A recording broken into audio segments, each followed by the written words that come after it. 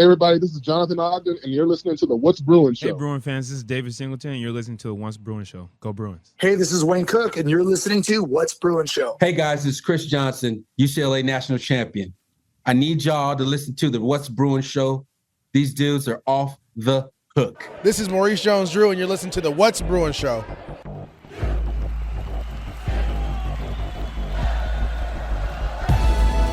You're listening to the What's Bruin Show, part of the What's Bruin Show network, with your hosts, Jake Berryfield and Mike Regalado, and occasionally some friends, talking all things UCLA sports. And now, it's time for the What's Bruin Show. Jake, what's brewing with you? Take the diversion. That's going to be the title of this episode. Okay. There's going to be a story that I'm going to tell. Like, I don't tell a lot of stories from work, but as we go forward, I'll probably tell more and more because I'm just like, whatever. What does it matter here? So anyways, about a month ago, I'm at work and I'm in a courtroom and there's a guy that comes in and he is a slight, when I say slight, I just mean like he's just a tiny guy, but a slight Chinese guy that barely speaks in English, mostly speaks Mandarin. Okay? He gets arrested for something that is a misdemeanor and he gets cited out, which means he's get a ticket basically, right? It's a ticket for a misdemeanor. He got arrested for that like 2 months ago. And then he's supposed to come to court last month on this ticket. Does that make sense? Yeah. He walks into court of his own free will. Wonderful. He sits down. And for most of the morning, we have to wait around because he doesn't speak English. We have to wait around for an interpreter, which is not uncommon because there's not a whole lot of Mandarin interpreters in the county. So you have to kind of book them. And it just so happened on that day, we were unlucky in that there was 2 cases in the courthouse and the other court like monopolized them for like most of the morning. Right. And whatever. That's just how it is. Anyways, this guy throughout the morning gets increasingly more and more unhinged. He showed up in the morning with a decent attitude, but then I'm communicating with him through Google Translate, just him typing into his phone in, Mandarin characters, and then me speaking into his phone and watching it translate into Mandarin, which is really cool because I could see the English translating and then it turns into the characters. But basically, I know that he was upset, getting what my message was. Yeah. But then he was still getting more and more upset.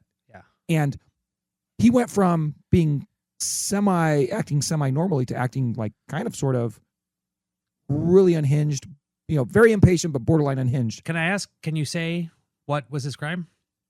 Let's stay away from that. Just misdemeanor? It was just a misdemeanor. Okay. Misdemeanor charge. And it was just, in my head, I'm like, oh, what was this for? If you really want to know, email me. We'll talk after. I'll tell you, Mike. But I mean, if the listeners on the Slack channel want to know, I'll spread. This is some VIP content. You have to subscribe to the Slack channel. But anywho, that's not really important to the story though, because let's just say that he's getting more and more impatient, waiting in court, and he's saying stuff like, I had an appointment for 8:30, but you don't have a court appointment for 8:30. It's like you show up for court on time at 8:30, and then we'll get you as we can. And generally, where I'm working, we generally get you out of there before lunchtime. But this time, we would have, except for the interpreter shows up about, a half hour before the lunch break. The lawyer's been in and out, but I get him there. And so now we're ready to roll. Yeah. And on this case, no matter what, he doesn't have a huge criminal record, and there's not a lot to do on this other than what the court will generally offer is some form of diversion, which means that if you complete what the court asks you to do or what the parties agree to, and then you don't break the law for a period of time, usually it's 6 months or a year or something like that, they'll just outright dismiss the case nowadays. Oh, wow. So like you never were, like you don't suffer a conviction at all. Yeah. It's hugely advantageous to the person who was accused of the crime. Yeah. Because now they take care of the whole thing. They have to do a couple things for the court or whatever, but then once it's gone, it's gone. Like it's not on your criminal record at all. It will not interfere with anything that you do going forward. Nice. Very big advantage. 10 years ago, that's not the case. You'd suffer a conviction, you get expunged or whatever like that. But this is a really good deal. So anyways, the court, and I'm not getting in super specifics or whatever, but initially what they offer him before lunch is something that's like a very, very, like they just offer him like a thing you have to do weekly for 26 weeks. Yeah. Out of custody. You don't have to do it. All you have to do is like basically go spend an hour doing this once a week for 26 weeks. Okay. On your own time, on your own schedule, however you want to schedule it. Mm. And then if you do that for half a year and come back, they'll dismiss the case. Right? Like it never happened. He says, no, I want my trial through his interpreter. Wow. All right. So At that point, I have to leave. I'm gone for a couple hours. I come back. They're still there with this guy trying to help justice along. Yeah. They don't want to be overly punitive to this guy on this case that should resolve for something very, very, light relative to other serious things in the courthouse, right? Yeah. Not to say this wasn't a serious matter, but this was not a robbery or a murder or something like that. Yeah. This was a misdemeanor cite out case in today's world. Should this have been a dude? Just take it. Type of Oh, situation? 1,000%. Well, Okay, anyways, okay. but the deal gets better. Yeah.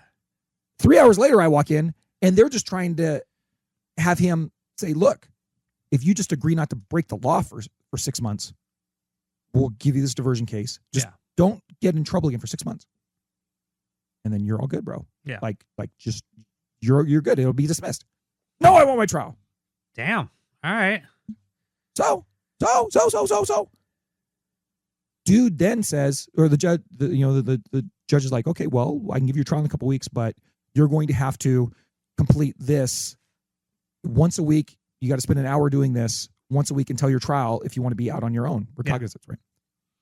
I'm not going to do that. I was like, well, if you don't do that, I'm going to have to remand you, which means you're going to have to get arrested. Yeah. It's like, well, fine, then arrest me. So then I'm like, okay, fine, I arrest him. Put him in jail. This dude spent 16 days in the county jail for nothing. He didn't have to. Yeah. It's just what he chose to do because he would not relent. Mm-hmm. Bottom line is he comes back 16 days later.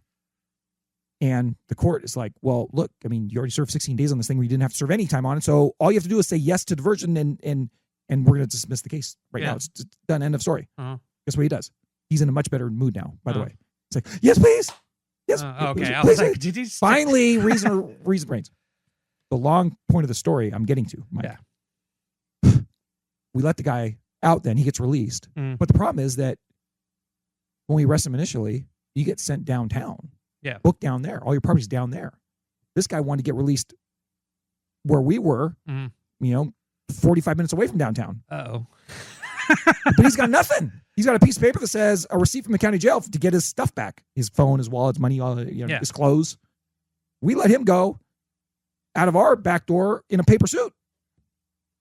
So I happen to be driving back into the court a couple hours later after they release him, and I see him wandering around. I'm like, bro. Remember, he doesn't speak very good English at all. It's like, so and he doesn't have his phone. We can't do Google Translate. I mean, I guess I could have, but now I figured out he speaks enough to kind of get by with what we need to do. Yeah. So I pull him aside and I'm like, bro, what are we going to do here? It's like, I don't have anything. I said, I know you don't have anything. I wish you were down there so you could get your stuff. Yeah. So I give him a bottle of water. I give him some cookies, give him $20. I say, and I give him a bus schedule. But this is how you get down there. Yeah. I put him on his merry way. The point that way, I said, go get on the bus, and then you got to get on a train there and get down to the county jail, and you get your stuff back. Yeah. Like, okay, he disappears. Figure I'd never see him again. Okay. Comes back the next day, walks into our courtroom with all his stuff, happy as a clam. Oh, he made it. All right, good. He made it. He made it. And he runs up to me like, does the valet thing, smacks him in my hand. I'm like, oh, what is this? He's back with money. And gave back a little extra. I said, I can't take this. And he runs away. So anywho. Take it. I may be confessing something here, give me trouble. But what I ended up doing was I took that and over the weekend on Sunday night, I baked like 150 cookies using the extra $20 that I gave me. I took them to my work and distributed them amongst the staff. Oh, nice. And told this fine tale. But it's like, this guy went from the worst decision of his life. Yeah. And then I'm glad we were able to help him out. And then it turned into a nice happy ending and a lovely story. Well, it's a good thing you spent 16 days of hard time to. The moral of the story is get his mind right. Take the diversion if they're offering to you, man. Right. Don't do this. This is your public service announcement. Don't let that happen to you, my guy. Okay? Like, people at the courthouse, people in the criminal justice system, despite what they want to tell you on TV and your radios and your podcasts or whatever, and in your books or whatever, for the most part, almost all of us, to a man and to a woman and to a person, just want to help your ass. Yeah. Whether you're a victim or a defendant or accused or whatever, you're going through the ringer, we're there to help you, so let us help you. And don't get all pissy. and then demand to go to jail over nothing. That's the moral of my story, Mike. I will take the jail. And if things go well, maybe I'll make some more cookies. Anyways, Mike, that's my what's brewing. Like I said, that story may not be 100% kosher, but hey, we're here at the What's Brewing Show. We're here for you, and nobody's listening. So there we go. Good evening. Smoke 'em if you got 'em. That was the What's Brewing Show. Oh my God. Try us tomorrow. Same bat time, same bat channel. It's gotta be in or out, Mom. In or out. Well, I need the door closed. Thank you for your cooperation. Dude, Rock, we play some ball on the West Coast. The final word is boob.